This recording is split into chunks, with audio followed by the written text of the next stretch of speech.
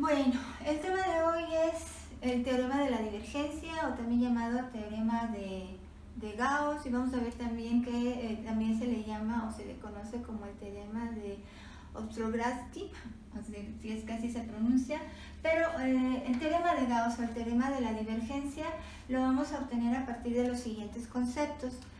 Vamos a enunciar un concepto muy importante, que es el de la superficie orientada. Vamos a considerar una superficie orientada aquella en la cual podemos definir un vector normal unitario a la superficie para cualquier punto de esta, exceptuando los puntos frontera o los puntos extremos. Entonces supongamos que tenemos una superficie cualquiera, algo así, y esa superficie vamos a considerar que existe un vector normal a ella, que siempre lo puedo representar en su forma de vector normal unitario, y ese vector normal unitario puede puede ir variando dependiendo del punto donde lo esté yo representando para la superficie. Y en este caso, esta sería una superficie orientada hacia arriba, si es que estoy considerando que el vector sale en esta posición, en dirección de los valores positivos de z, sería una superficie orientada hacia arriba.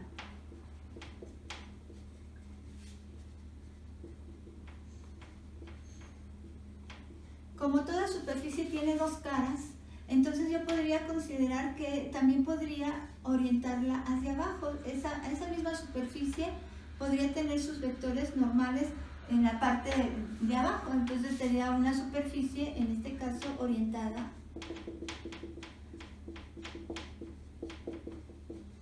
hacia abajo. ¿De qué depende? De la manera en que representen la ecuación de dicha superficie. Pues voy a tomar este segmento de superficie, que siempre es una maqueta que me permite ejemplificar esto. Puedo yo representar los vectores normales a este segmento de superficie de esta manera, asociados a cualquier punto de ella, y de esta manera estarían orientados hacia arriba.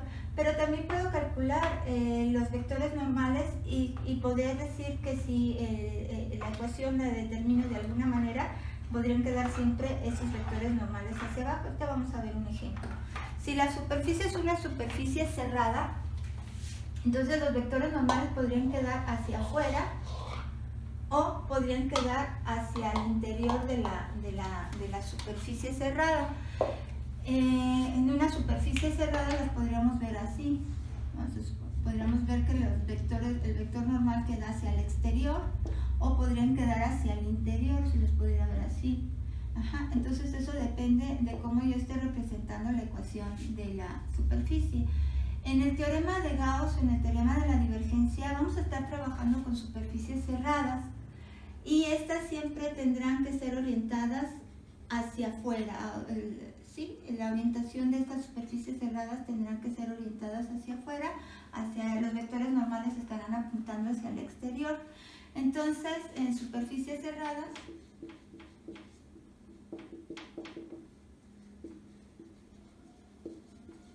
pueden ser orientadas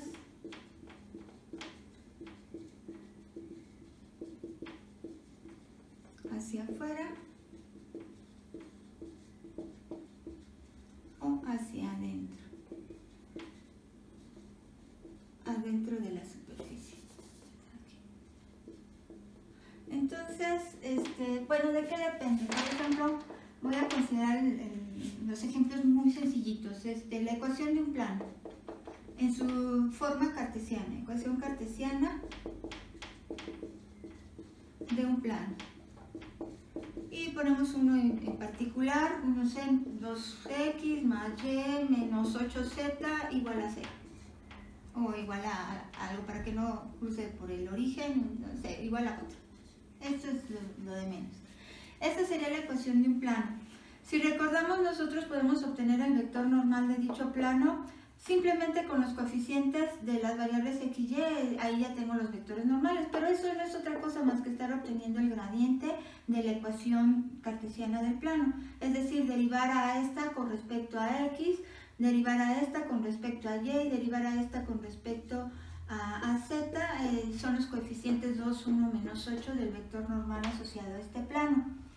Este plano entonces me estaría diciendo que el plano está orientado hacia abajo. ¿Por qué? La componente en z es negativa, entonces en dirección de z se dirige hacia abajo. Entonces yo estoy viendo el planito, un planito que puede ser así oblicuo, por las componentes y por los cruces con los ejes x, y, z. Entonces estaría viendo yo el vector normal que va hacia abajo de ese plano. Obviamente este vector normal, si ustedes lo evalúan en cualquier punto del plano, pues estarían viéndolo en diferentes posiciones. Que en el caso de un plano, sus componentes del vector normal siempre son componentes constantes, ¿sí? 2, 1, menos 8 son componentes constantes. Eso quiere decir que el vector es el mismo. Lo único que va a cambiar va a ser el punto inicial, ¿sí? del segmento que lo representa, es decir, lo estaría representando en cualquier punto del plano que estoy considerando. Entonces pues siempre sería el mismo, nada más se mueve paralelamente a sí mismo, y el punto inicial de dicho vectorcito pues sería lo único que cambia en cada caso, pero las componentes seguirían siendo las mismas. Si por el contrario utilizo la ecuación del plano menos 2x, para que quepa, si no después no tengo espacio, aquí entonces quedaría de esta manera, ¿no? Así, así, así, y este sería el vector normal, así, normal. Y el normal unitario, pues tendría yo que obtener al vector multiplicado por el recíproco de el recíproco del módulo, y de esa manera ya me garantiza que es un vector unitario. ¿Sí? Lo podemos poner así, normal unitario, el vector normal entre el recíproco de su módulo. Si son lo mismo, pues entonces puedo representarlo de cualquiera de estas dos maneras. Ahora, este vector normal, pues nada más me quedaría aquí todo entre el módulo, que sería 4 más 1, 5 más 64, 69 raíz de 69. Entonces aquí quedaría 2 entre la raíz de 69, 1 entre la raíz de 69, menos 8 entre la raíz de 69. Pero lo que es la dirección del eje Z seguiría siempre indicando hacia abajo, entonces estaré yo representando al plano como una superficie orientada hacia abajo. De la manera que lo podría representar hacia arriba es, si toda esta ecuación la multiplican ustedes por menos 1, menos 2x menos y más 8z igual a menos 4. Si todo la multiplico por el mismo valor, no la estoy alterando. Sin embargo, en esta forma estaría viendo que el vector normal ahora estaría representado por las componentes menos 2, menos 1, 8. La componente en z ahora es positiva. Esto quiere decir que se dirige en dirección del eje z hacia arriba. Y esto entonces me está indicando que ahora el plano está orientado hacia arriba. ¿Sí? Siempre, toda superficie tiene dos caras, entonces siempre podemos hacer esto con la ecuación, de manera que podemos llegar a obtener los dos vectores normales, y en este caso el vector normal quedaría entonces, bueno, del plano estaría yo viendo ahora que el vector está hacia arriba en dirección del eje z, entonces por eso digo que está orientado hacia arriba. El vector normal en este caso nada más sería el mismo, pero con los signos cambiados, sería el menos 2 raíz de 69, 1 entre raíz de 69, 8. Ahora serían negativos los dos primeras componentes, y la tercera ahora es la que es positiva. Entonces aquí estaría orientado el plano hacia arriba, aquí estaría orientado el plano hacia abajo, y lo pueden ver con cualquiera. Ahora una esfera, si ustedes consideran la ecuación de una esferita de este tipo, sí. En ambos casos estoy hablando de funciones o de ecuaciones cartesianas de la superficie expresadas en la forma implícita. Si se percatan, todas las variables están de un lado de la igualdad. Aquí, por ejemplo, que sea de radio 3. Esa esferita, entonces, puedo obtener el gradiente o lo que sería el vector normal a ella, obteniendo las derivadas parciales con respecto a x, con respecto a y, con respecto a z. Bueno, la derivada de f con respecto a x, más la derivada de f con respecto a y, más la derivada de f con respecto a z. Esas serían las componentes escalares del vector gradiente, que es el resultante, o el vector normal. En este caso, vamos a decir que la derivada parcial es 2x en y, 2y en j, más 2z en k. Ese sería el vector que se dirige hacia el exterior de la esferita. Estaríamos viendo un vector, los vectorcitos así, evaluados en cualquier punto de la esfera, estarían indicando hacia afuera de la esfera. Si los puntos están en el primer octante, esto entonces estaría saliendo en esta forma. Si los puntos están en otro octante, pues estarían dirigiéndose, pero siempre hacia afuera de la esfera. Aquí hacia acá, hacia abajo, si quieren, pero siempre hacia afuera de la esfera, al ser evaluados en cualquier punto de la esfera. Si considero la ecuación de la esfera como menos 2x, que diga menos x cuadrada menos y cuadrada menos z cuadrada igual a menos 9, es decir, otra representación de la ecuación, representación de la misma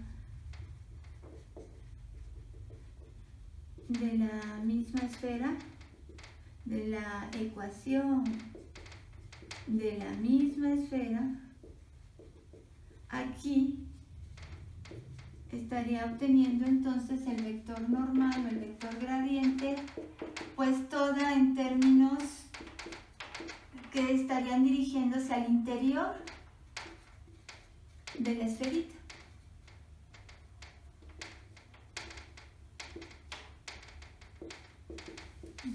Este vectorcito se dirige para un punto como el punto 1, 2, 3, por ejemplo, que es un punto en el primer octante.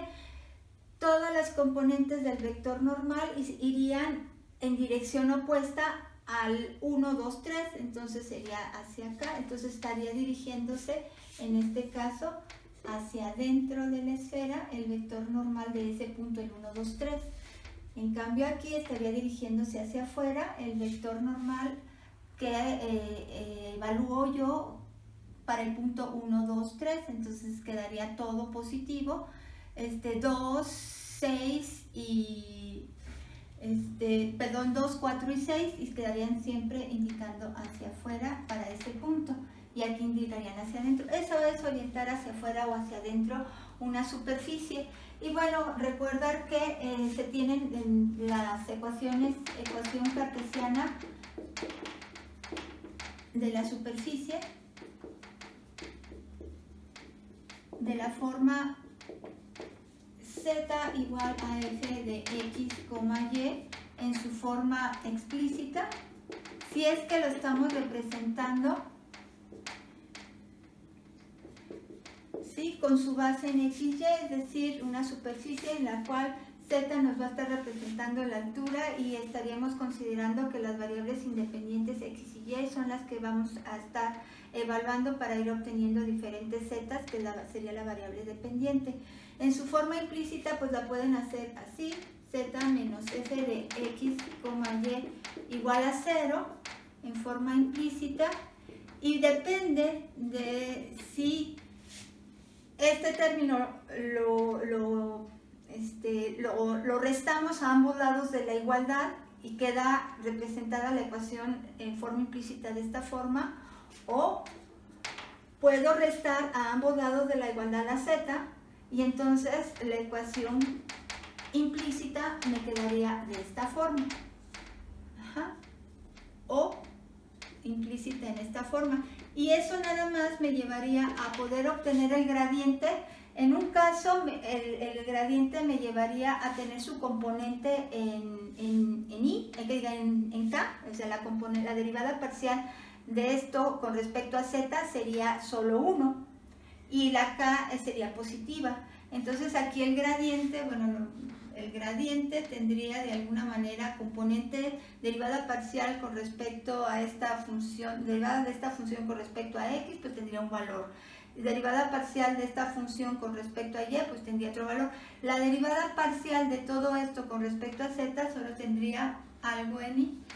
Ay, aquí está difícil porque el espacio, bueno, sería algo así, ¿no? El gradiente con algo en X, bueno, la parcial con respecto a X, la parcial con respecto a Y. Lo importante es que la K sería positiva en este caso. Sí, aquí tendría, disculpen ustedes, las derivadas parciales de la función con respecto a X en Y, la derivada parcial de la función con respecto a Y en J, pero lo importante es que aquí la K sería positiva. Y si representamos de esta manera, entonces aquí el gradiente tendría una K negativa, porque la derivada de menos z con respecto a z nos llevaría a tener la tercer componente de este vector gradiente negativa. ¿Sí? Las primeras dos pues son las derivadas parciales de la función con respecto a x, la derivada parcial de la función con respecto a y, las dos primeras componentes, y la tercera aquí me quedaría menos 1, la derivada de z con respecto a z. Esta estaría orientada hacia arriba, esta me estaría indicando que está orientada hacia abajo. Y esto sí, la ecuación cartesiana es esta, entonces el vector normal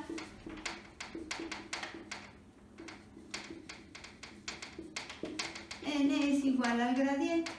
Y ya si deseamos obtener el vector normal unitario, pues hacemos esto, ¿sí? Tenemos que obtener entonces el módulo de esto. Entonces el vector normal unitario sería el gradiente por el recíproco del módulo del gradiente. Si la ecuación que se tiene de la superficie es su función vectorial,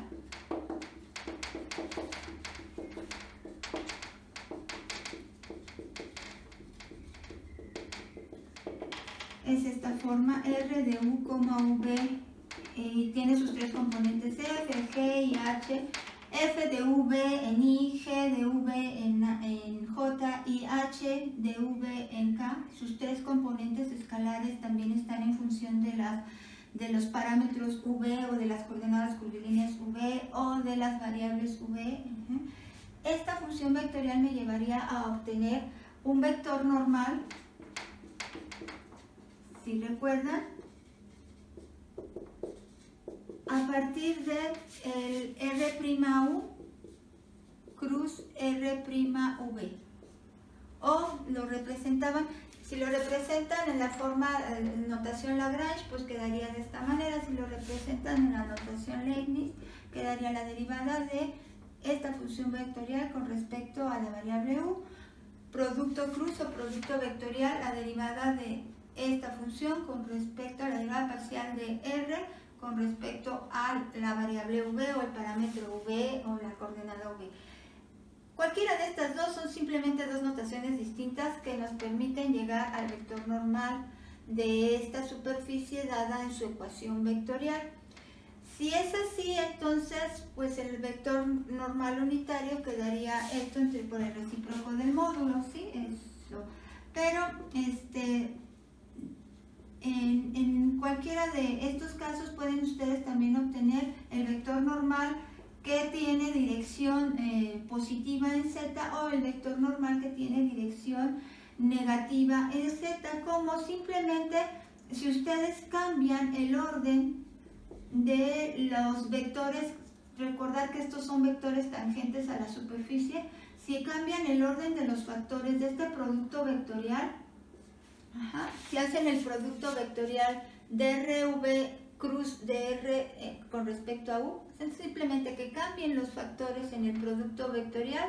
Como el producto vectorial no cumple con la propiedad de conmutatividad, el resultado sería un vector en la misma dirección si quiere, pero con sentido opuesto. En lugar de estar dirigiéndose hacia arriba, estaría dirigiéndose hacia abajo, si ese fuera el caso, o si está dirigiéndose a la derecha, si cambio el orden de los factores, ahora se estaría dirigiendo hacia la izquierda. Y así, cualquiera que fuera esta la dirección, el cambiar el orden de los factores me llevaría al sentido opuesto. La dirección sería la misma, nada más estaría indicando la punta de flecha en el sentido opuesto. Esa sería la manera de cambiarle la dirección al vector normal unitario y con ello tener ya sea un vector que me permita orientar la superficie hacia arriba o hacia abajo o cualquiera que fuera el caso. Recuerden que esto es si z es nuestra variable independiente, porque podría ser que tienen ustedes a la ecuación de la superficie determinada en función de y, por ejemplo. Podría decir que y es la variable dependiente de una función de x, z. Y entonces si es esta la representación de la ecuación cartesiana de la superficie, que también es válida, entonces despejar a la y en lugar de despejar a la z de cualquier función de una superficie. Bueno, aquí lo único que estaría considerando es que el vector gradiente ahora lo que tendría como valor constante sería a la componente en j. Aquí quedaría una derivada de f con respecto a x en y.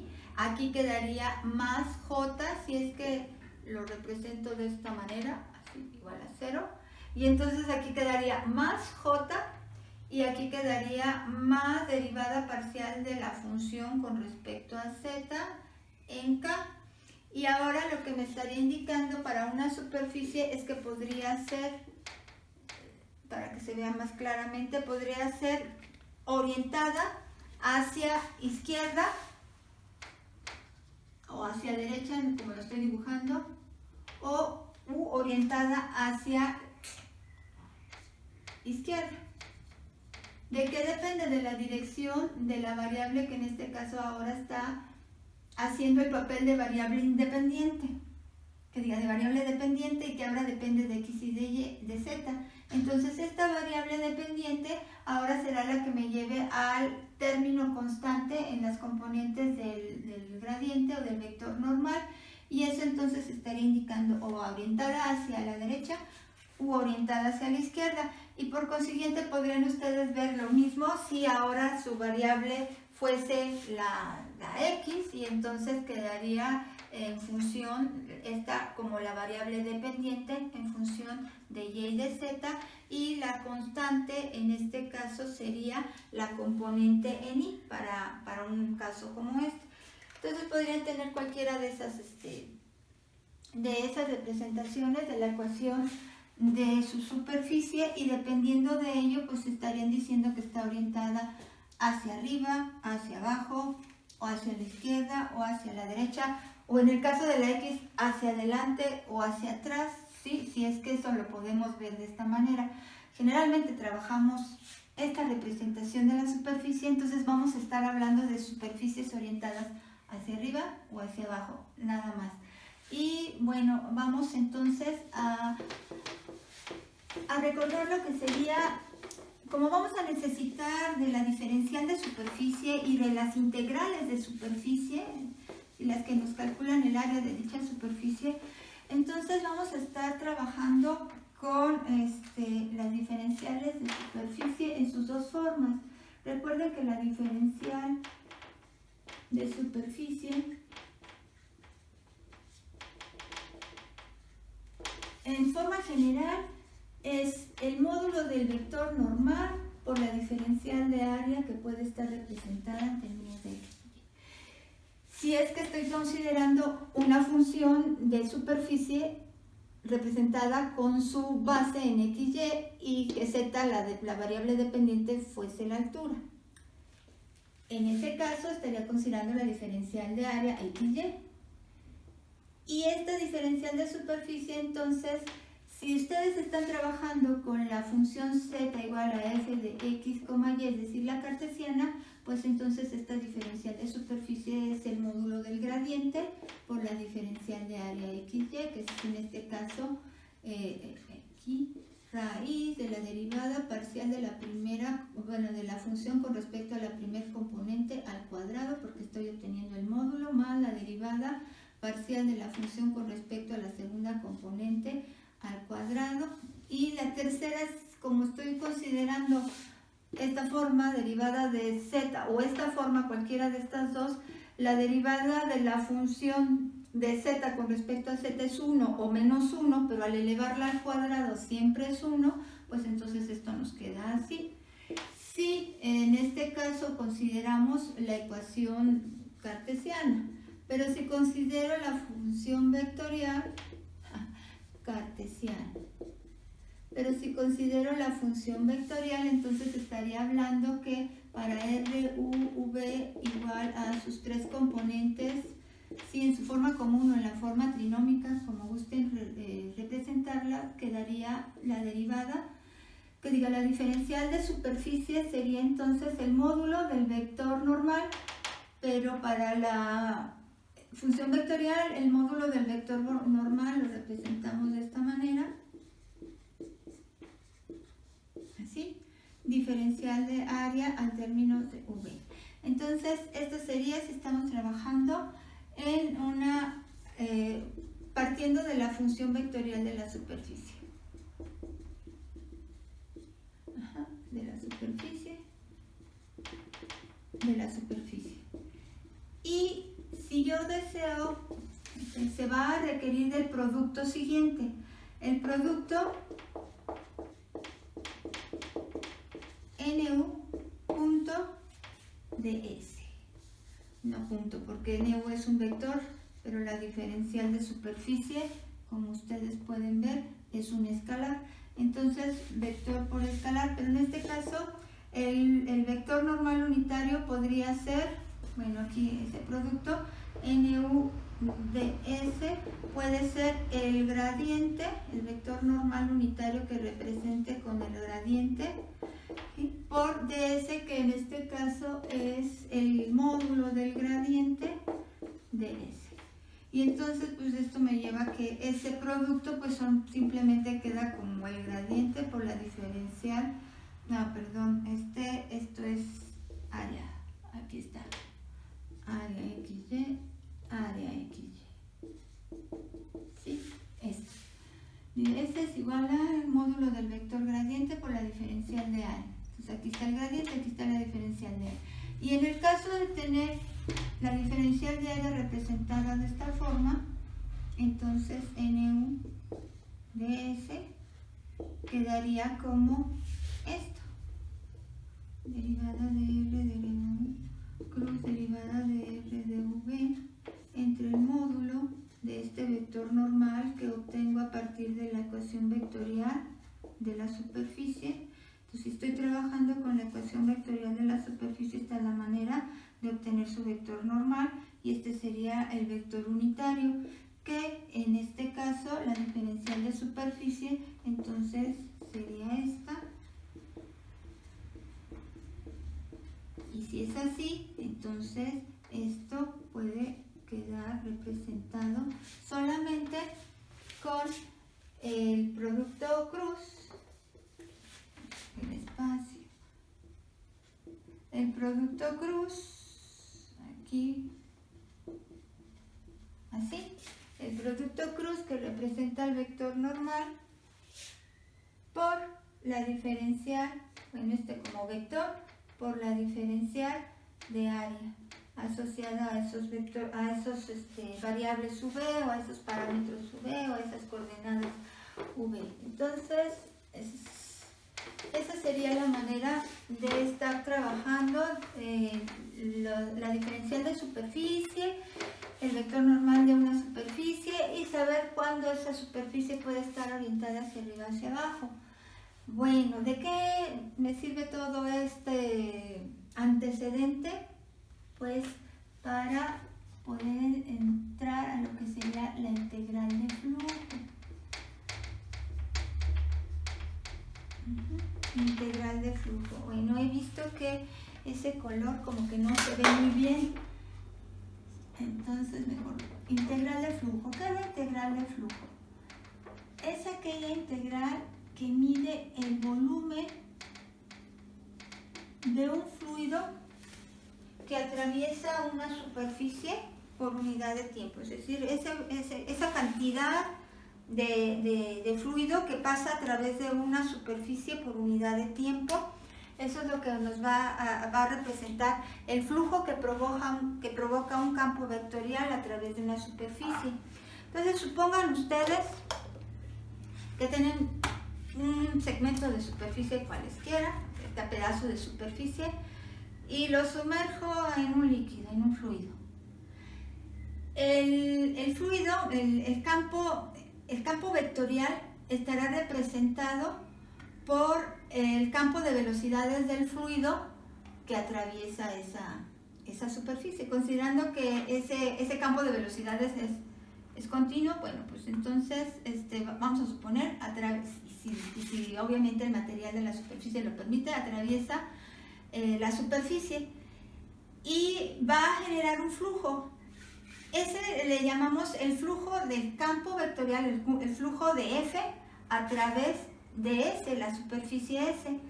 Y eso representa el volumen del fluido que atraviesa la superficie por unidad de tiempo. A eso es a lo que vamos a poder llegar a obtener a partir de esta integral. ¿Por qué? Porque consideremos que tenemos de nuevo esta nuestra superficie, que puede ser esta, o puede ser esta, o puede ser un plano. Obviamente siempre estoy considerando solamente segmentos de superficie, y ese al cual se le puede calcular su área, el área de la superficie, porque está limitada, y tenemos una superficie orientada. Ahí está. Orientada hacia arriba es nuestra superficie S. Está la superficie S orientada hacia arriba. Si es así, imaginen ustedes que el campo vectorial aquí está actuando de esta manera. Bueno, es un campo vectorial, ¿sí? Cualquiera. Obviamente puse el ejemplo del campo que representa las velocidades de un fluido, pero puede haber flujos luminosos, puede haber flujos eléctricos, puede ser el campo de velocidades del aire, no sé, y entonces el flujo puede ser diferente. En este caso, vamos a suponer, aquí está el campo vectorial, y estos son todos los vectores que lo componen y de alguna forma se comportan de X manera y atraviesan a la superficie. Entonces, lo que yo estaría midiendo sería lo que representaría un volumen. ¿Cómo puedo representar un volumen? Voy aquí a dibujar un fragmento pequeñito de área de la superficie al cual le vamos a llamar el delta S. Entonces aquí tendríamos delta S. Ese delta S, aquí no se va a ver nada, pero bueno, es un fragmento pequeñito al cual vamos a llamar delta S. Ese entonces representa una fracción muy pequeña del área de la superficie. Esa sería la base de un volumen. Vamos a tener que el volumen va a ser igual a la altura por una base. Esa representaría la base. ¿Quién representaría la altura de ese volumen? Lo podemos dibujar así como un pequeño prisma. Ahí está, el volumen de esto. ¿Quién representaría la altura? Bueno, la altura la representaría, suponiendo que aquí está el vector F y aquí el vector N. Entonces voy a obtener la proyección de F sobre el vector N, de manera que va a quedar un vector en dirección de N que represente la altura. Entonces la altura será, la base ya lo sabemos, la base es ese delta S, y la altura será la proyección de F sobre NU, o lo que es lo mismo, la componente escalar del vector F sobre el vector NU. Y esta se calcula con el producto punto de ambos vectores sobre el módulo del vector sobre el cual se está trabajando. En este caso se está proyectando sobre el vector normal unitario. Como es unitario, el módulo de todo vector unitario es 1, entonces esto nada más nos queda así. Ese es el que representa la altura, de manera que el volumen de ese flujo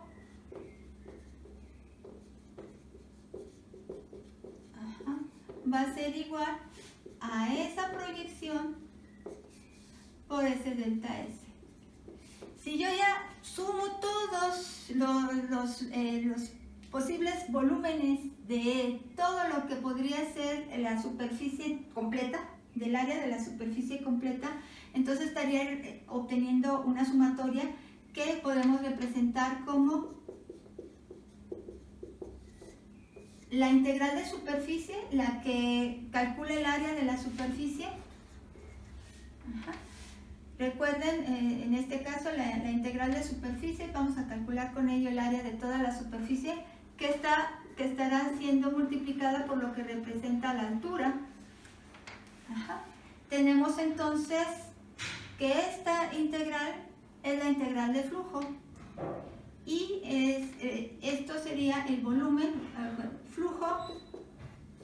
flujo de S, el campo vectorial F, a través de S, donde F, campo vectorial, y S es la superficie.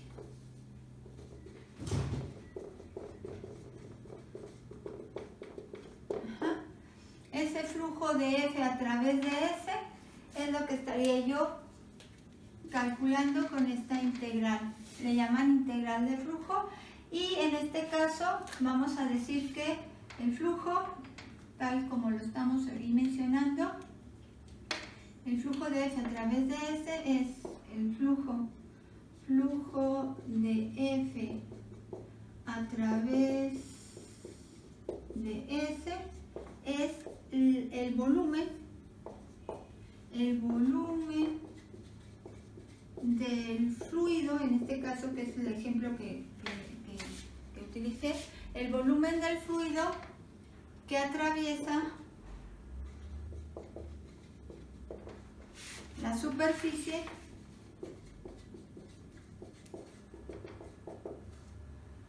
S por unidad de tiempo.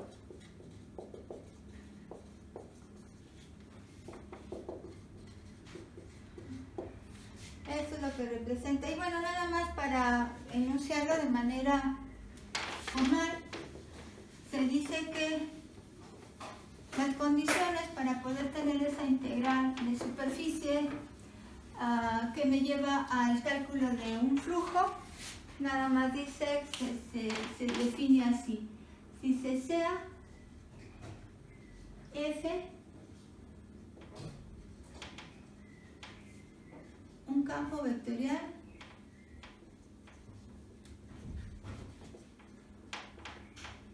donde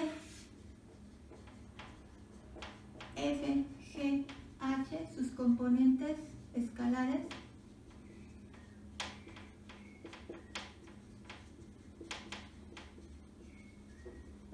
tienen derivadas parciales continuas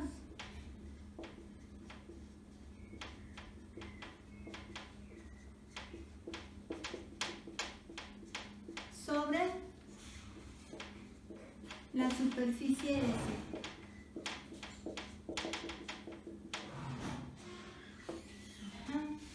Sobre la superficie S. Entonces, sea S un campo vectorial donde sus componentes escalares tienen derivadas parciales continuas sobre la superficie S orientada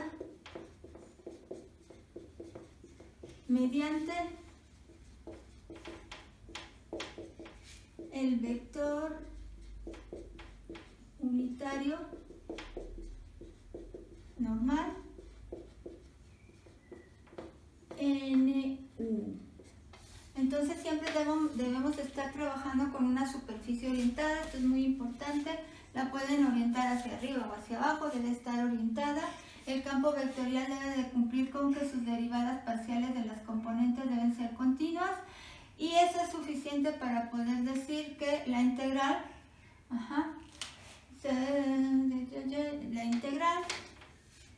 aquí la integral de flujo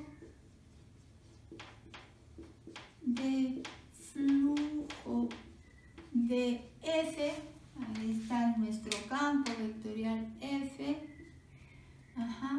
a través de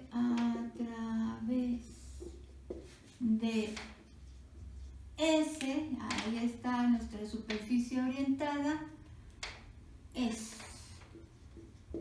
Y entonces ahí tenemos nuestro campo vectorial, que representa el volumen del flujo, es una integral de superficie. Recuerden que estas dos integrales, ahora la integral doble, definen la proyección de ese segmento de superficie del cual deseamos calcular el área de esa superficie. Entonces estas siempre estarán representando ese segmento que proyecta ese pedazo de superficie sobre, en este caso puede ser sobre el plano XY. Entonces aquí tendríamos el campo vectorial, el producto punto por el vector normal unitario por la diferencial de superficie. Así quedaría. Entonces vamos a imaginar si este es mi pedazo de superficie, entonces lo que proyecta sobre en planta pues sería un rectángulo. Si este es el pedazo de superficie al cual le quiero calcular el área, lo que proyecta sobre el plano XY, o lo que vería sobre el plano XY sería un rectángulo.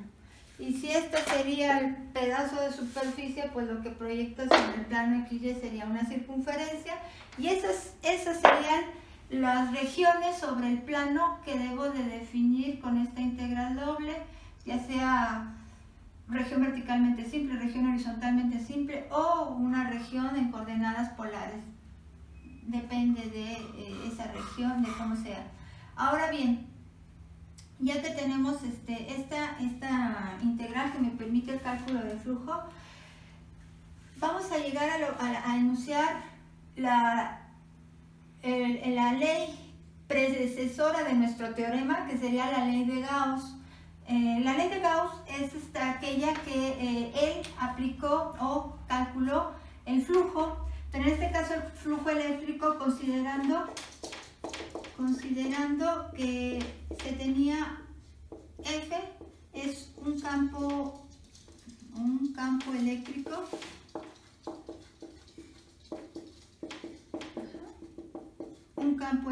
Nuestro campo vectorial ahora lo consideremos un campo eléctrico. Entonces ese campo eléctrico es de la forma un campo cuadrático inverso, es decir, aquel muy similar, o mejor dicho, parecido en cuanto a que tenemos un campo que parte siempre del origen y se dirige a cualquier punto, todo hacia afuera del origen. Recuerden ustedes, es de la forma campo cuadrático inverso que mencionamos cuando vimos campos vectoriales, y similar al campo de fuerzas gravitacionales de la Tierra, que en su momento analizamos y vimos que era un campo conservativo porque su rotacional es igual al vector nulo.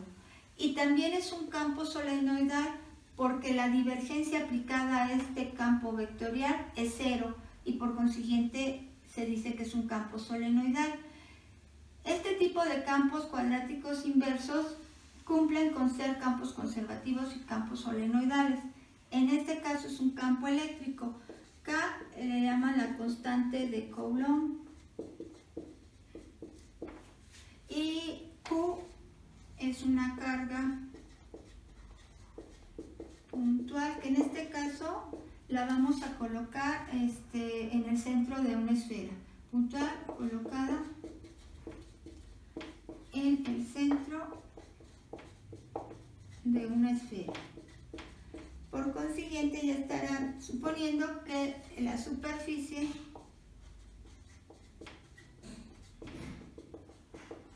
es una esfera.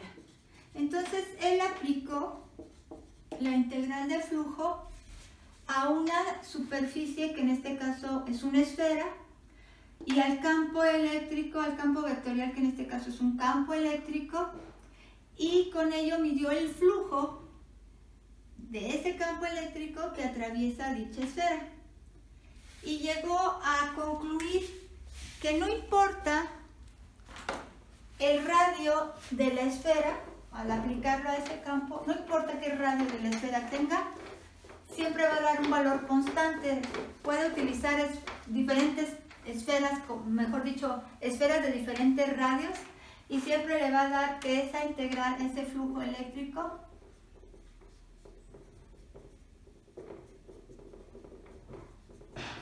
aplicado a esa superficie que es una esfera, aquí vamos a decir que esto lo hizo con una esfera, esto con el campo eléctrico, aquí el vector normal unitario asociado a la superficie que es una esfera, y esto le dio siempre, independientemente del radio de la esfera, esta constante. Una constante que no depende del radio de la esfera. A esta expresión le conocen como la ley de Gauss. Ajá. Y junto con la ley de Coulomb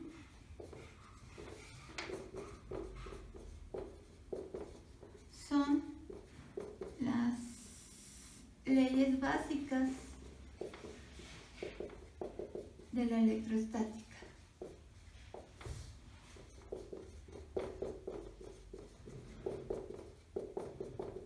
Ajá.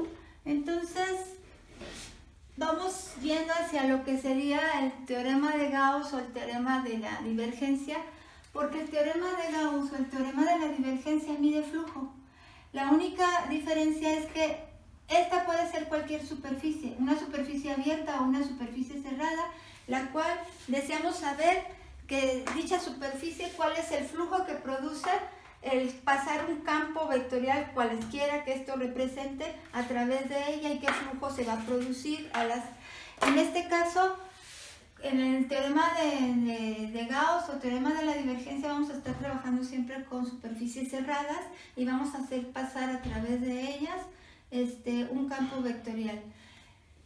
Existe entonces una manera ya de llegar a ella de la siguiente forma, considerando, bueno, hay nada más para mencionar simplemente otra aplicación,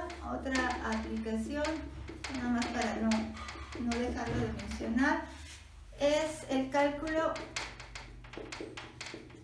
de masa. Como este representa un volumen, este flujo representa un volumen, como lo mencionamos hace un momento, entonces, si nosotros tenemos que ese volumen, lo voy a hacer más pequeñito, que ese volumen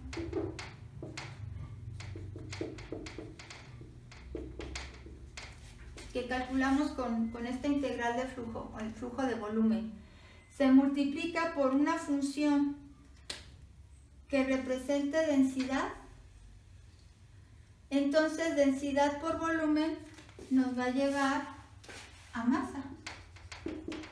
Y en este caso representaría m la masa de un fluido, del fluido que atraviesa la superficie por unidad de tiempo. Este sería masa del fluido, masa del fluido que atraviesa la superficie por unidad de tiempo.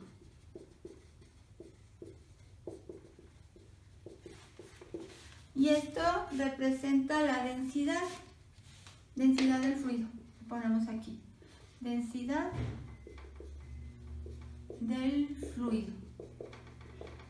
Entonces, si multiplicamos la densidad del fluido por el volumen del flujo que atraviesa esa superficie por unidad de tiempo, vamos a obtener masa del fluido que atraviesa la superficie por unidad de tiempo.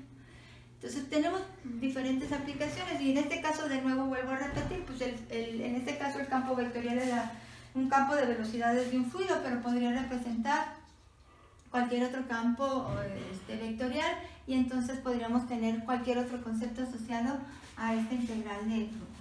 Vamos a ver que también se tiene el flujo que atraviesa una curva. ¿Cómo podríamos representar el flujo o la integral del flujo, pero asociado a una curva? Integral del flujo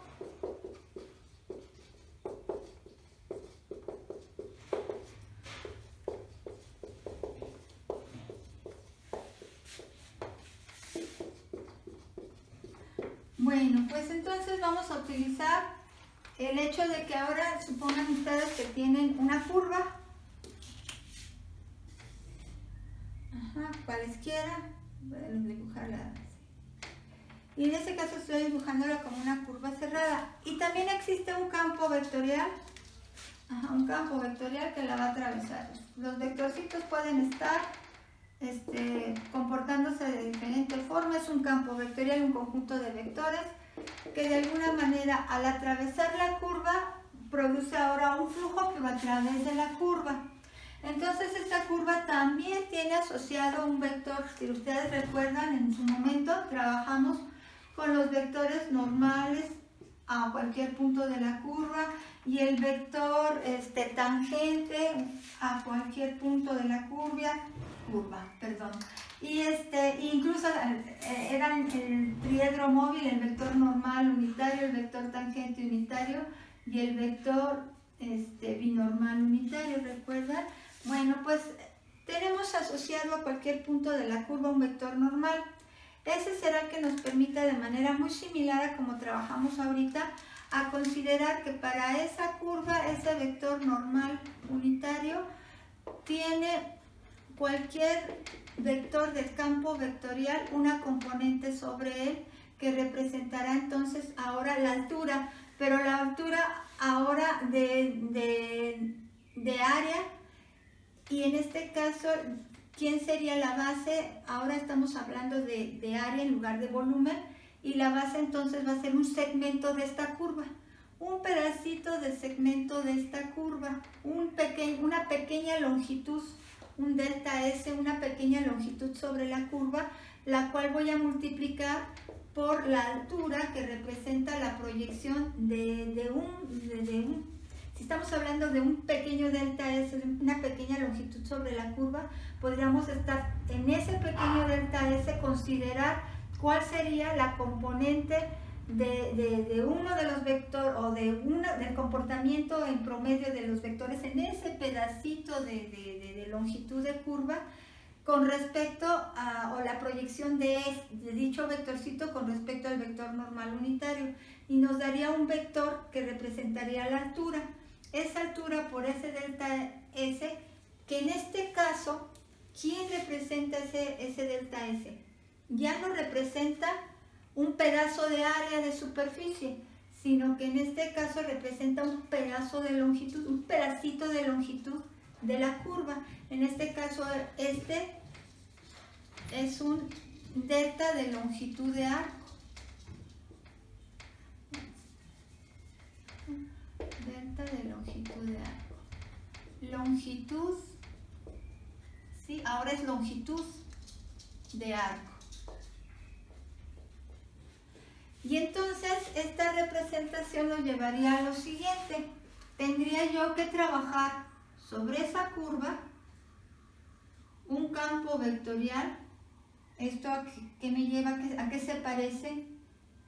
La integral de línea o integral curvilínea de un campo vectorial, pero en lugar de aplicarlo al vector tangente unitario, como una de las representaciones de la integral de línea o integral curvilínea, que era la que veíamos cuando los campos vectoriales eran proyectados sobre el vector que representa la dirección de movimiento. ¿Recuerdan el vector tangente unitario, el que tiene la dirección de movimiento? Pues ahora no quiero el vector que tiene la dirección de movimiento o la orientación de la curva, sino ahora necesito del vector normal unitario, porque ahora quiero medir el flujo que atraviesa dicha curva, el flujo que produce ese campo vectorial al atravesar dicha curva. Y en este caso van ustedes a representar esta integral de línea utilizando el vector normal unitario, pero voy a necesitar recordar cómo calculo a un vector tangente en principio a partir de una curva. Como estoy trabajando con el delta S o la diferencial de longitud de arco, voy a expresar a la ecuación vectorial de la curva en términos de la longitud de arco. Entonces es decir que la curva C tiene la ecuación vectorial en términos del parámetro de longitud de arco. Voy a estar trabajando con una curva solamente en 2 dimensiones, entonces voy a decir que solo tiene la componente en X y la componente en Y. Ahí está, la curva en términos de su ecuación vectorial en términos del parámetro de longitud de arco. Entonces ese es el parámetro de longitud de arco. ¿Quién era el vector tangente? Directamente, si estoy trabajando la ecuación vectorial de la curva en términos del parámetro de longitud de arco, recuerden, el vector tangente era R' de S, es decir, la derivada de esta función vectorial. El vector derivada de esta función vectorial ya representa el vector tangente. Entonces aquí sería X' de S en Y más Y' de S en J. Ese sería ya el vector tangente unitario, pero en este momento no necesito del vector tangente unitario, necesito del vector normal unitario. Y en su momento obtuvimos al vector normal unitario como el R' sobre el módulo de R' o por el recíproco del módulo de R', pero en este caso voy a hacer un poco más, aquí, bueno, ¿saben qué? Me gustaría mejor representar a R' como derivada de R con respecto a S, con la notación Leibniz en lugar de Lagrange, solo porque voy a necesitar más adelante, aquí, en lugar de decir derivada de X con respecto a S de esta manera, lo decimos de esta manera, no importa la notación, estamos hablando de lo mismo, ahí está, ¿sí? ¿Por qué? Porque voy a decir que el vector tangente unitario y el vector normal unitario son ortogonales entre sí, por consiguiente el producto punto de ellos debe ser 0. Entonces considero al vector normal unitario como el vector que tenga las componentes. Aquí para que cumpla eso le voy a decir que tiene la componente en Y, la derivada de Y con respecto a S, para que el producto de estos dos sea derivada parcial de Y con respecto a S por la derivada de X con respecto a S. Y aquí le cambio el signo y voy a cambiar entonces usando a la derivada parcial de X con respecto a S en J. De esa manera, cuando hacemos el producto punto de estos dos vectores, pues entonces garantizo que su producto va a ser 0. Aquí el producto punto sería 0. Y tienen ustedes que al multiplicar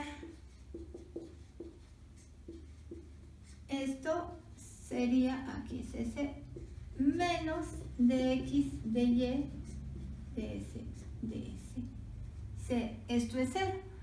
Si es así, entonces voy a considerar este como el vector normal unitario y entonces la integral de f.nu de S será, necesito un campo vectorial primero, cualquier campo vectorial. Voy a decir que el campo vectorial que use no requiere estar en 3 dimensiones porque como solamente voy a estar actuando en una curva que se encuentra en 2 dimensiones, la tercer componente de este campo vectorial, de tenerla, se anularía, entonces solamente considero un campo vectorial de solo 2 componentes. No le voy a llamar a propósito la F y la G como regularmente lo hacemos porque van a ver más adelante para no confundir, le podemos llamar MN y esta integral f.nu de S la puedo entonces representar como la integral de línea o curvilínea de m, n, el campo vectorial producto punto por esto que quedó aquí derivada de y con respecto a s, coma, menos derivada de y, de x, aquí era x y le puse y, x con respecto a s, ahí está, este es f, este es nu, ya nomás me falta de s. Bueno, entonces esto quedaría así, la integral fnu de s quedaría así, la integral, esto por esto sería, bueno, primero esto ya las quito, nada más me quedaría de y menos n de x. ¿Dónde hemos visto esto? ¿Dónde hemos visto esto? Pues esto es muy similar a lo que nos enuncia el teorema de Green. Si ustedes recuerdan, el teorema de Green nos dice que la integral de línea es igual a una integral doble. La integral de línea, que aquí por espacio voy a ponerla, recuerdan, f de x más g de y en su forma diferencial es igual a la integral doble, aquí es una integral cerrada, bueno, es una curva cerrada, recuerden, estamos trabajando con una curva cerrada y esta integral doble representa el área de la curva cerrada sobre la cual o alrededor de la cual trabajamos esta integral de línea. Y aquí tenemos, y voy a ver esto, aquí tenemos la derivada parcial de la segunda componente de g con respecto a x menos la derivada parcial de la primera componente con respecto a y por la diferencial de área. Aquí estoy enunciando al teorema de Green. Esto está enunciando el teorema de Green.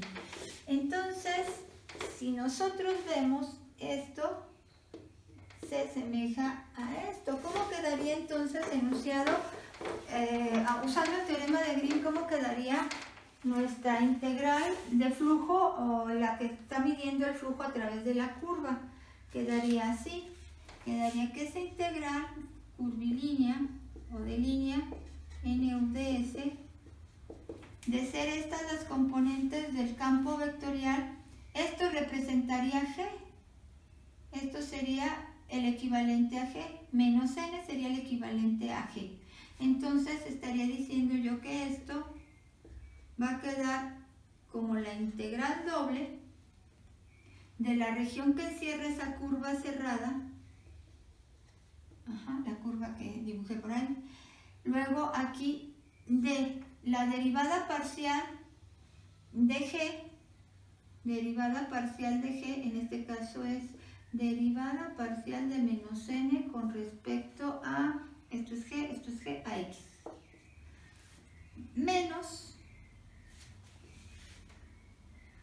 ya sé dónde estoy viendo las cosas al revés, aquí estoy viendo las cosas al revés, f es la que acompaña la diferencial de x, entonces nada más lo voy a poner así para que, f es la que es el coeficiente de la diferencial de x, y g es el coeficiente de la diferencial de y. Entonces esto, viéndolo en esta forma, quedaría menos n de x, donde f es el coeficiente de la diferencial de x, sí, así está bien. Y luego más m diferencial de y, donde m es el coeficiente de la diferencial de y. Entonces aquí es donde me estoy equivocando, g en realidad es el coeficiente de la diferencial de y. Entonces esto es m con respecto a x, menos f con respecto a y, por diferencial de área xy. Y eso es lo que nos lleva ya directamente al teorema de Gauss. Nos dice que esto es igual a la integral doble de rxy de la diferencial, de la derivada parcial de m con respecto a x, menos por menos a más la derivada parcial de n con respecto a y, de la diferencial de área xy. Entonces nada más aquí le ponemos que esta era la f y esta era la g. Bueno, entonces esto, si ustedes lo visualizan, ¿qué operador diferencial representa la derivada de la primer componente del campo vectorial con respecto a x más la derivada de la segunda componente vectorial del campo con respecto a y? Eso es la divergencia. La divergencia de F está representada como la derivada parcial de la primera componente de F con respecto a X más la derivada parcial de la segunda componente de F con respecto a Y. Esa es la divergencia. Y entonces llegamos a que F.nu de S, pues es entonces la integral doble de la región que encierra esa curva cerrada por la divergencia, bueno, en el integrando quedaría la divergencia del campo vectorial con el cual se está trabajando, del cual se quiere encontrar el flujo que atraviesa esa curva cerrada, por la diferencial, en este caso, de área de aquello que quede encerrado en la curva cerrada. Esto entonces sería el flujo, pero ahora a través de una curva. Ajá.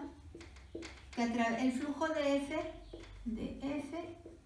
a través de la curva C, a través de la curva C. Y ese flujo es, generalizando, podría decir que la integral ahora de superficie, que representa el flujo de F a través de una superficie, mientras que esta era la diferencial de longitud de arco, ahora esta es la diferencial de superficie, va a ser igual ahora a esta integral. Si la trabajamos en una superficie cerrada, se puede representar así. La integral que representa el área de una superficie cerrada, así como la integral de línea de una curva cerrada, pues en este caso es una superficie cerrada, estará representada por una integral triple que representa el volumen que encierra esa superficie cerrada. En este caso era el volumen que encierra una curva cerrada, el área que encierra una curva cerrada, en este caso es el volumen que encierra una superficie cerrada. Y aquí en el integrando encontramos la divergencia del campo vectorial por la diferencial, ahora no de área, sino de volumen. Entonces vamos a utilizar una integral triple para el cálculo de volumen y con la divergencia esto nos llevará, al utilizar la divergencia del campo vectorial, a ver cuál es el flujo que atraviesa de ese campo vectorial toda esa superficie cerrada. Esto es ya el teorema de Gauss o el teorema de la divergencia, o también llamado teorema de Ostrov. A ver, lo voy a escribir porque creo que solo así es más fácil de ver cómo pudiera pronunciarse. Gauss era un matemático alemán. Ostravsky es un matemático ruso, o fue un matemático ruso. Entonces, esto de alguna manera llegaron a concluir por diferentes lados o de diferentes formas, llegaron exactamente a establecer el teorema. Bueno, vamos a enunciar lo siguiente. Primero enunciar el teorema como tal y luego ya teorema de Gauss o teorema de la divergencia. Teorema de Gauss o teorema de la divergencia.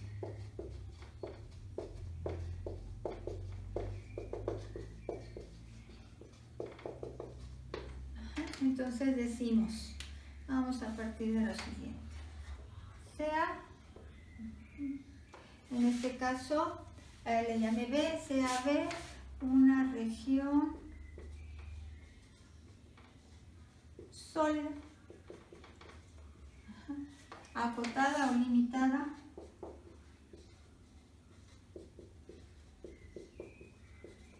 por una superficie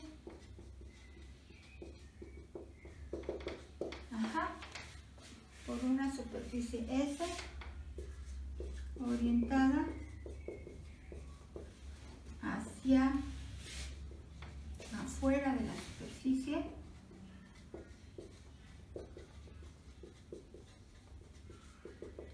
Sí, es lo que les mencionaba, que esta superficie es cerrada, una región sólida acotada o limitada por una superficie cerrada. Me faltó, perdón, superficie cerrada.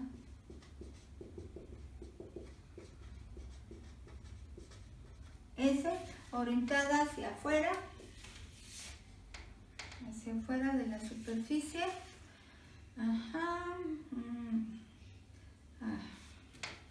Aquí orientada mediante el vector unitario, normal,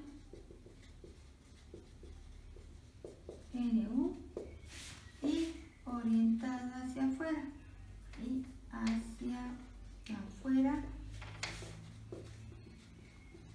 orientada hacia afuera mediante el vector, sí.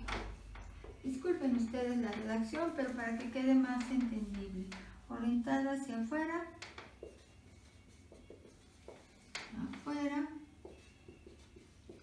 de la superficie mediante el vector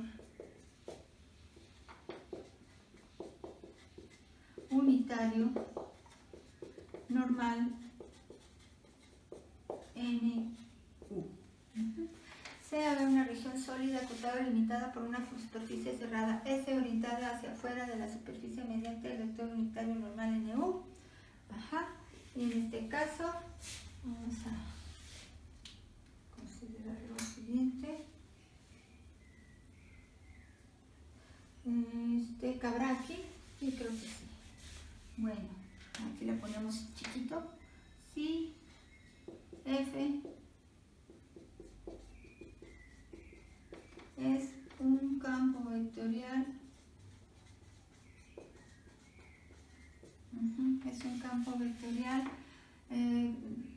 de componente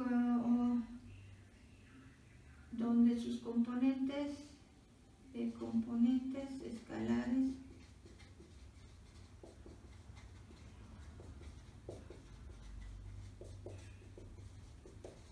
que tienen derivadas parciales continuas,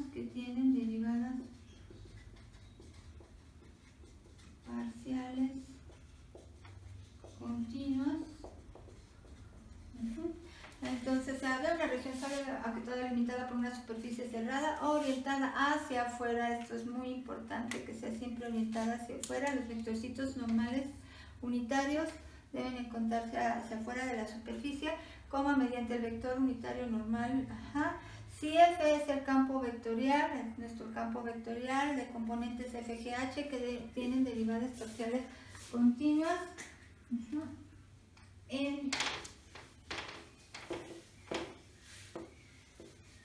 derivadas parciales continuas en S. A ver si derivadas parciales continuas ahora en V, que es nuestra región. Entonces aquí en V, y ya, ahí quedaría entonces enunciando el teorema de Gauss. Ustedes pueden encontrar el teorema de Gauss de esta manera, como una integral de superficie. Y aquí nada más tener la divergencia. Bueno, aquí tenemos F, producto punto vector normal unitario, diferencial de superficie. Y esto con la integral triple que está acotándola a una superficie cerrada, o sea, el volumen que se quede encerrado en esa superficie cerrada, de la divergencia del campo vectorial F por la diferencial de volumen, que es el producto de las diferenciales. Si están trabajando en coordenadas cartesianas, sería entonces S de X, Y, Z, pues del producto de X, de Y y de Z, en cualquiera de sus combinaciones. Pueden primero de Z de Y de X o de Z de X de Y, depende de las primeras dos integrales que definen la base de ese volumen sobre el plano XY, si es verticalmente simple o horizontalmente simple. Y la tercera, si es que estamos considerando la Z como la altura de ese volumen, pues entonces quedará primero, en fin, pueden ustedes también considerar la base en otro de los planos y entonces irían cambiando estas combinaciones, ¿sí? Con 2 a la A3 tendrían 8 formas de representarlas. Bueno, esto entonces se están representando la diferencial de volumen en ecuaciones cartesianas. Si la están representando en coordenadas curvilíneas como las esféricas, pues entonces obviamente aquí tendríamos que incluir el jacobiano para cualquier sistema coordenado curvilíneo, dígase el polar, que diga en este caso, pues si estamos hablando de volumen, el cilíndrico, el esférico, tendrían siempre que estar considerando el jacobiano, ya sea del sistema coordenado cilíndrico, ya sea del coordenado esférico, y multiplicarlo por las respectivas diferenciales de ese sistema coordenado curvilíneo, que si es el cilíndrico, pues diferencial de R, diferencial de θ y diferencial de z, y si es el esférico, pues diferencial de ρ, diferencial de φ y diferencial de θ, y con su respectivo jacobiano para cada uno de los sistemas coordenados curvilíneos. Si es cualquier otro sistema coordenado curvilíneo, tendríamos que determinar el jacobiano para ese otro nuevo sistema coordenado curvilíneo y considerar esto siempre que se tenga el cálculo en otro sistema coordenado curvilíneo, como lo hemos trabajado. Algo muy importante que hay que considerar, si ese volumen, de nuevo, suponiendo que tenemos un volumen muy pequeñito, lo voy a representar por esta esferita, una representación del volumen como un delta de volumen. Si ese campo vectorial, al atravesar esa superficie cerrada, tenemos que es mayor el número de vectores que salen que el número de vectores que entran, entonces la divergencia, si recordamos cuando era positiva, nos estaba hablando que los vectores divergen, ¿sí? Positiva también evaluado en un punto, o si se podía agrandar ese punto para poder visualizar cómo se comportaban. En un punto del campo vectorial, los vectores, si este valor de la divergencia era positivo, hablaba que en dicho punto estábamos considerando que los vectores se comportaban divergentes, o sea, hagan de cuenta que salían de ese punto, si recuerdan ustedes. Entonces ahora vamos a considerar que si los vectores parece que salen de ese punto o divergen, entonces estamos hablando de que el flujo de salida, el flujo es un flujo de salida, o dicho de otra manera, es mayor el número de vectores de ese campo que salen a través de la superficie que los que entran. Cuando consideremos ese volumen como un vector de volumen pequeñito y el punto nos está representando que en ese punto el campo vectorial pareciera, o mejor dicho es negativo porque pareciera que los vectores entran o convergen. Recuerden que una divergencia negativa hablaba de convergencia. Entonces cuando parece que entran, entonces el flujo es de entrada, es decir, estaría representando que hay, de todos los vectores que representan el campo vectorial, hay mayor número de vectores que entran que vectores que salen. Entonces se habla de un flujo de entrada. Cuando el número de vectores que entra es igual al que sale, es porque cuando yo mido la divergencia de ese campo vectorial en dicho punto, los vectores pareciera que ni divergen ni convergen. Entonces esos vectores que no divergen ni convergen me da un flujo que no es de entrada ni de salida, o sea, los que entran salen, y por consiguiente, entonces el flujo es cero, de salida o de entrada, como quieran verlo, el flujo es cero. Y eso es porque, como estamos trabajando el flujo a partir de esa divergencia, pues entonces, si la divergencia me lleva a un valor positivo, entonces este flujo de salida es positivo. Si ese valor me lleva o utilizo el valor de la divergencia que en general o en un punto se comporta negativa, pues el flujo va a ser negativo y me está diciendo que en ese punto pareciera que el flujo es más de entrada que de salida. Y si la mido en algún punto en el cual la divergencia es cero, para ese punto estaría hablando que todos los vectores que entran son los vectores que salen, porque la divergencia aquí es cero, y entonces pues el flujo va a ser cero.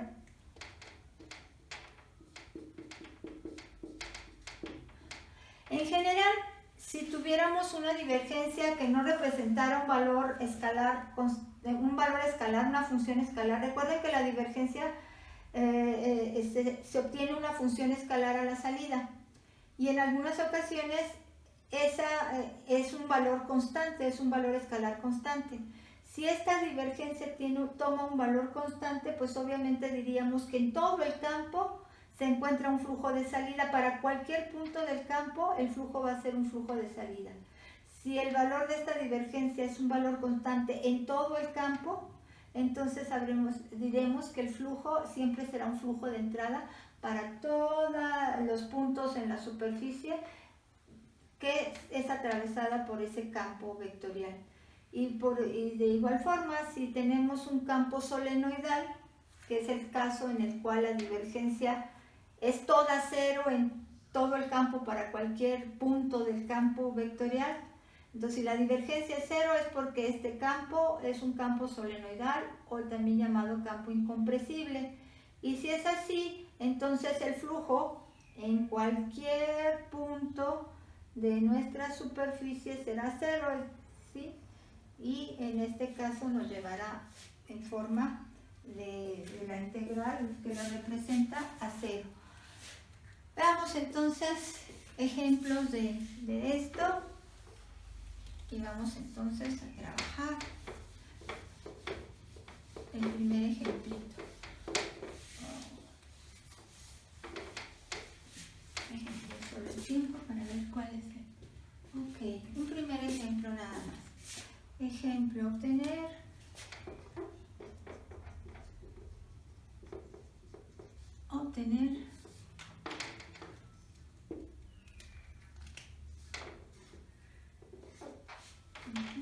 para colmo, ya no quiere. Obtener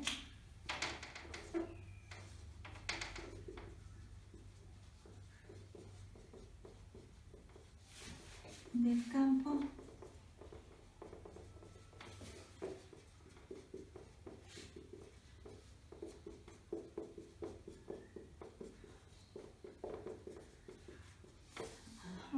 otra vez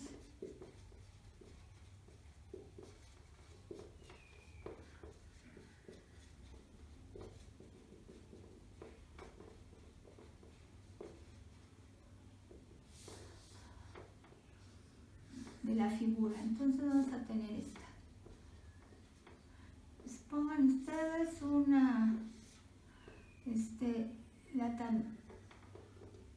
la tan utilizada paraboloide circular, que tiene en este caso su vértice en 0, 0, 4, y en la ecuación del paraboloide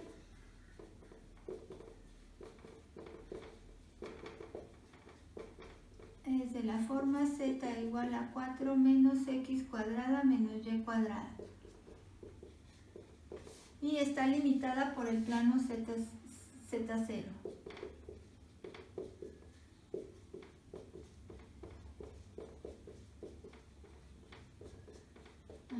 El z0. Y esa es la superficie cerrada. Está el paraboloide, aunque el paraboloide es una superficie abierta y se prolonga, en este caso la estamos limitando con el plano coordenado XY. Y para esa superficie limitada por el plano XY, vamos a hacer pasar este campo vectorial y vamos entonces a ver cómo se comporta. Primero lo vamos a hacer de ambas formas, vamos a ver cuál es el flujo solo a través de la superficie orientada, que sería el paraboloide circular. Como deben de ser orientadas hacia afuera, entonces voy a trabajar con el paraboloide donde la z se encuentre hacia arriba, es decir, la voy a orientar hacia arriba.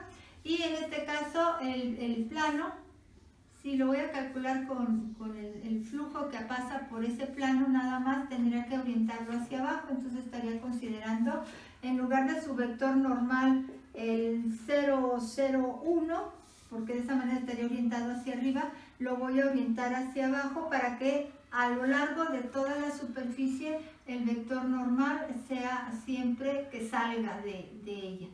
Entonces este sería el vector normal 1 y me falta el vector normal asociado al paraboloide circular. Claramente lo podemos identificar a partir de los coeficientes de la ecuación cartesiana del plano, entonces en este caso ahí está.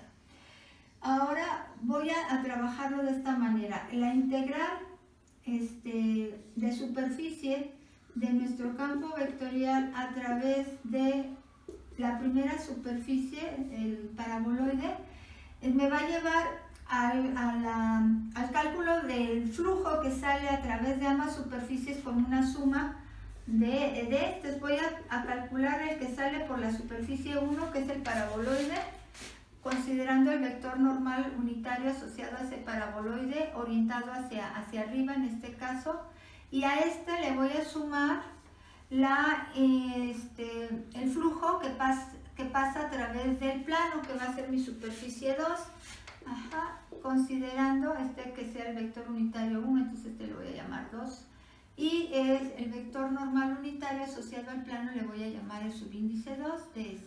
Entonces de esta manera sería calcular la integral de flujo, primero para ambas superficies que conforman esa superficie cerrada, y luego la suma de ellas me llevaría al cálculo total de flujo, y luego lo vamos a hacer utilizando el teorema de Gauss, o el teorema de la divergencia, que nunca les puse cómo también se llamaba, o también llamado teorema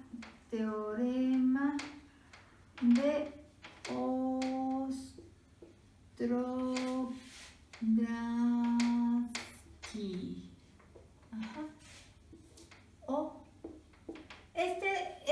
Lo encuentran en algunos autores de consulta con menor frecuencia. Generalmente le llaman el teorema de la divergencia o el teorema de Gauss.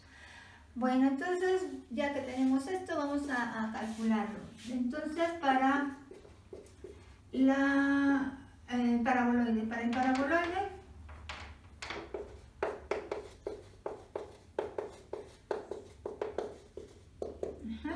el paraboloide, que es nuestra superficie 1, estoy aquí hablando en la primera, esto será paraboloide,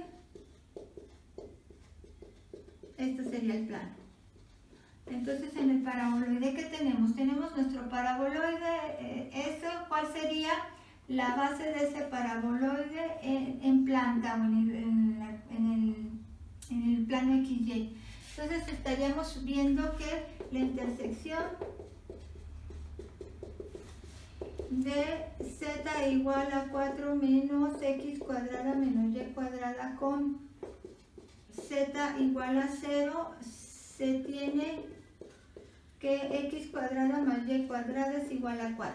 Si sustituimos z igual a 0 aquí, nos lleva a que x cuadrada más y cuadrada es igual a 4, que es lo que vemos en planta. Entonces representa la región RXY a representar con nuestra integral doble. Entonces vamos a representarla en coordenadas polares. En coordenadas polares tendríamos que esa región sería aquella que tiene la ecuación R igual a 2 y su centro en el origen. Por consiguiente,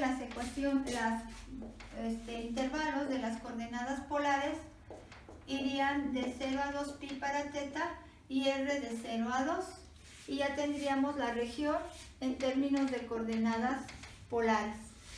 Eso sería lo que define a esta integral doble, es decir, la sección de esta superficie que voy a considerar. Entonces, para el paraboloide solo me voy a quedar con lo que está encerrado en esta región. Ahora bien, ¿qué necesito? El campo vectorial. Aquí está el vector normal unitario a la superficie. El vector normal unitario a la superficie, vamos a calcularlo. Y la diferencial de superficie, entonces el vector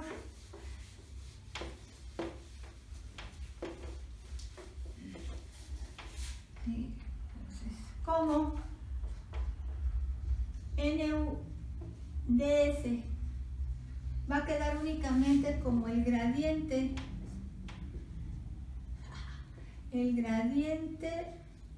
por así, esto se va a quedar nada más con el gradiente diferencial de S. Entonces vamos a obtener el gradiente de z igual a 4 menos x cuadrada menos y cuadrada. Su gradiente quedará así. Lo pueden ver así, o para que z sea positiva y esté orientada hacia arriba, quedaría x cuadrada más y cuadrada más z igual a 4. Y así podemos ver que el gradiente es la derivada de la función con respecto a x en y más la derivada de la función con respecto a y en j más, en este caso 1k. Esto entonces es 2xy más 2y en j más k. Este es el vector gradiente. Entonces, ya que tenemos el vector gradiente, vamos entonces a tener, pues creo que ya tenemos todo. Diferencial, aquí quedaría diferencial de área, ¿verdad? Siempre diferencial de área. Hace rato me equivoqué en lo mismo y ahorita otra vez. Ahí está, diferencial de área, que es esto lo que define la diferencial de superficie. El módulo del vector normal o vector gradiente por la diferencial de área. Pues aquí está. Vamos entonces ahora sí a la primera. Entonces la primera integral, la de la superficie 1, queda entonces así. De 0 a 2pi, de 0 a 2, que es la región en la cual estamos trabajando el paraboloide. Aquí nuestro campo vectorial es el x, y, z. Y producto punto por el vector, por este vectorcito que es el gradiente. Aquí está el gradiente 2x, 2y, 1 por la diferencial de área, que en este caso sería r de teta, porque está definida en coordenadas polares, entonces nos quedó en coordenadas polares. Y luego entonces hacemos el producto punto, 2pi, de 0 a 2. Aquí sería 2x cuadrada más 2y cuadrada más z por r, diferencial de r, diferencial de teta. Recuerden, esta z siempre representa su superficie, en este caso como z es igual a 4 menos x cuadrada menos y cuadrada, pues entonces ya tenemos que esto sería de 0 a 2pi, de 0 a 2, 2x cuadrada, bueno aquí 2x cuadrada más 2y cuadrada más z, pero z es esto, más 4 menos x cuadrada menos y cuadrada por r de teta.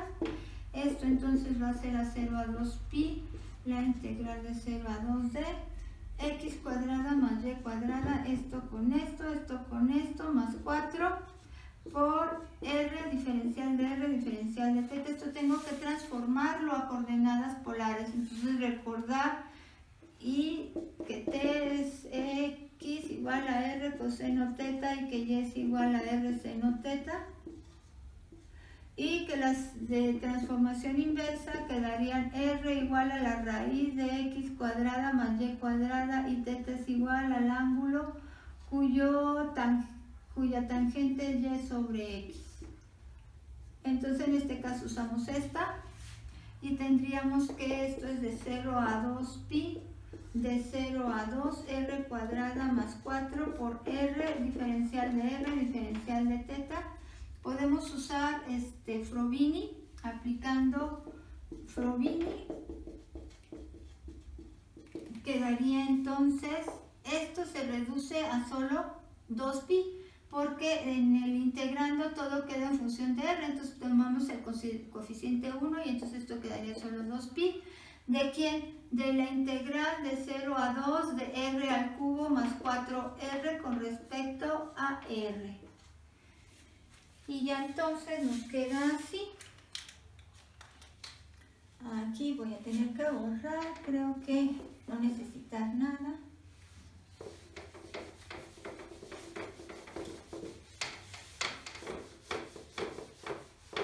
Esto entonces me va a quedar igual a 2pi, ya integrando quedaría r a la cuarta sobre 4 más 4r cuadrado sobre 2. 4r cuadrada sobre 2, solo queda r cuadrada, evaluado entre 0 y 2. Aquí queda 16 cuartos, pues 4. Más 4 por 4, que diga 2 por 4, 8. Y en 0 quedan 0, entonces esto nos queda como 24pi. Ajá. Unidades de flujo. Y apenas estamos en la parte que representa de la superficie cerrada el paraboloide. Ahora vamos a trabajar con la siguiente superficie, que es con el plano z igual a 0. En z igual a 0, ¿qué tenemos? Tendríamos que lo mismo, ¿no? Ya decimos que su vector normal unitario en 2 es igual al 0, 0 menos 1, porque lo necesitamos orientado hacia afuera.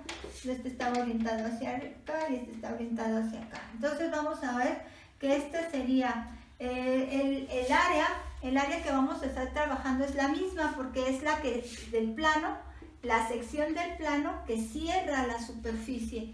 Entonces estaríamos trabajando con la misma región, es decir, la que va de 0 a 2pi y que va de 0 a 2.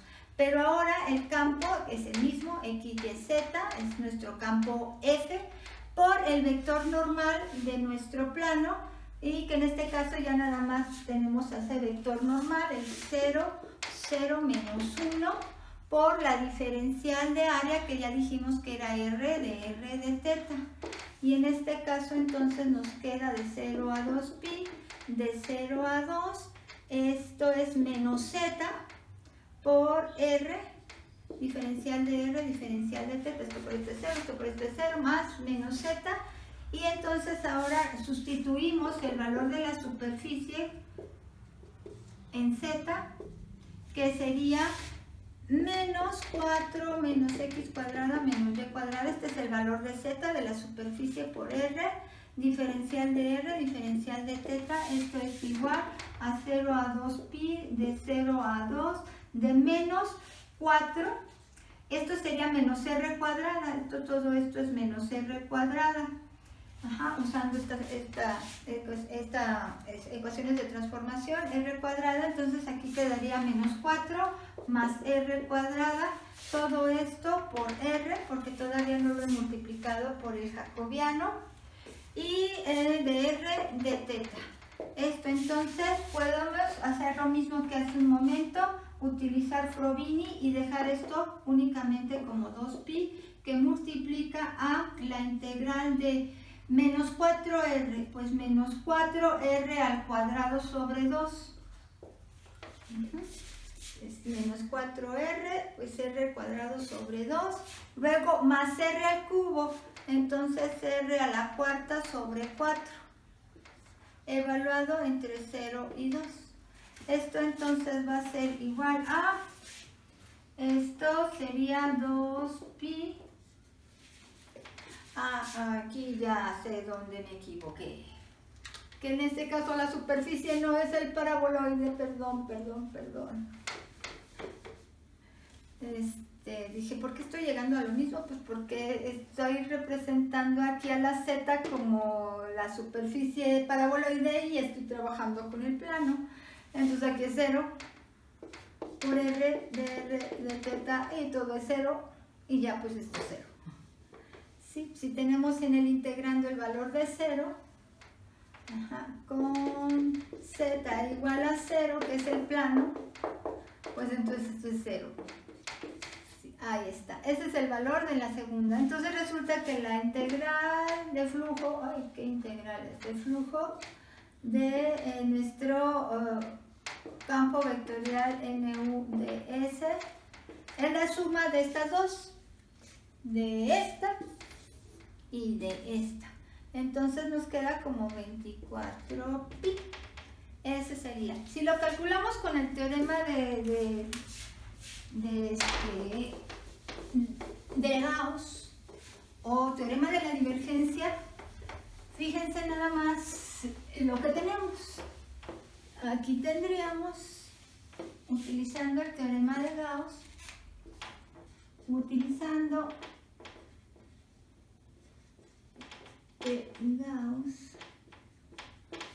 tendríamos lo siguiente.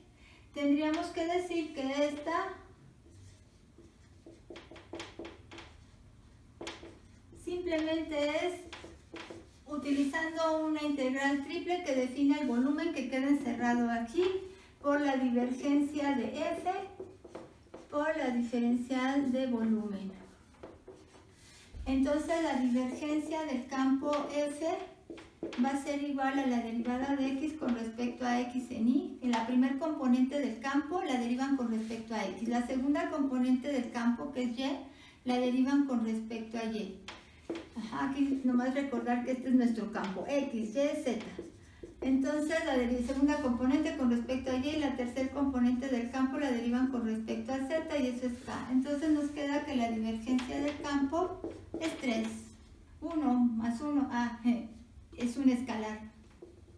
La divergencia siempre es un escalar. Entonces en este caso nos queda 1 más 1 más 1, 3. Un escalar constante. Este escalar constante entonces nos indica que podemos representarlo aquí, f.nu de s. Entonces quedaría que esa integral del volumen de 3 por la diferencial de volumen, entonces podemos sacarlo fuera de la integral triple y esta nada más representar el volumen de esta superficie. El volumen de esa superficie, ustedes ven la región del plano XY, ya la tenemos, es la que va de 0 a 2pi y de 0 a 2 porque es la planta, que es la circunferencia x cuadrada más y cuadrada, que ya definimos hace un momento. Y la tercera iría desde el plano Z0 hasta el paraboloide, que es el 4, bueno, z igual a 4 menos x cuadrada más y cuadrada, si lo vemos entre paréntesis, esto sería z igual a 4 menos r cuadrada, que en este caso ya lo voy a representar en sus coordenadas polares, puesto que estamos trabajando en coordenadas polares. Y esta diferencial de volumen quedaría en coordenadas polares como r. Como la integral interna es la que define z, primero os voy a poner la diferencial de z. R es el jacobiano, es decir, recordar que como estoy cambiando de coordenadas, primero jacobiano, luego la integral interna es con respecto a z, la que sigue es la que está definiendo a r y por último la externa es la que define a θ. Entonces esto me quedaría 3 por básicamente lo que hace un momento calculamos de 0 a 2.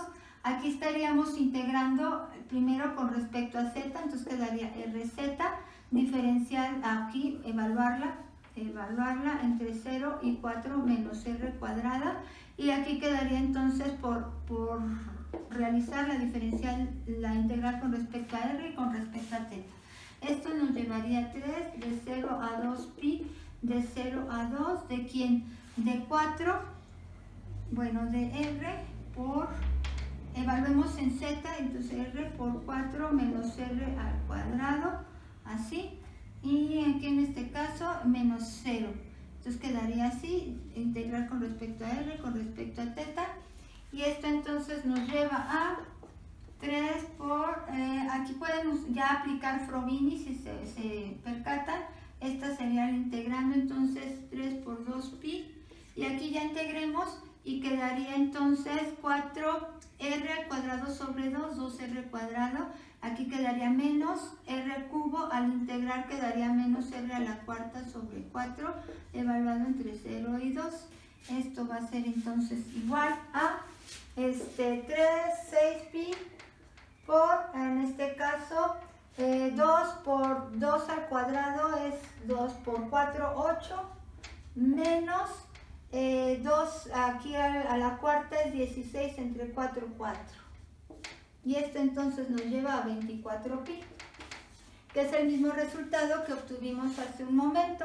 La suma de estos dos será 24pi, usando esta forma, ir superficie por superficie de las que conforman esa región cerrada o esa región sólido, o bien utilizando el teorema de Gauss o el teorema de la divergencia, usando una integral triple que define el volumen que queda encerrado en esa superficie, y de esta manera con la divergencia ya llegamos directamente al valor de ese flujo, el flujo que produce o el flujo que el flujo del campo vectorial atravesando esta superficie cerrada. Recuerden, ese flujo en particular es ese que se comporta, que parece que salen todos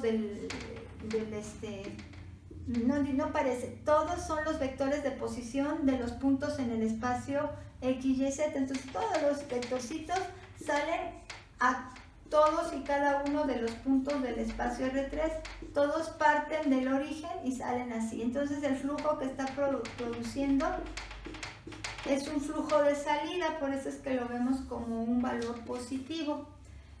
Siempre parten de aquí y está saliendo hacia todas direcciones.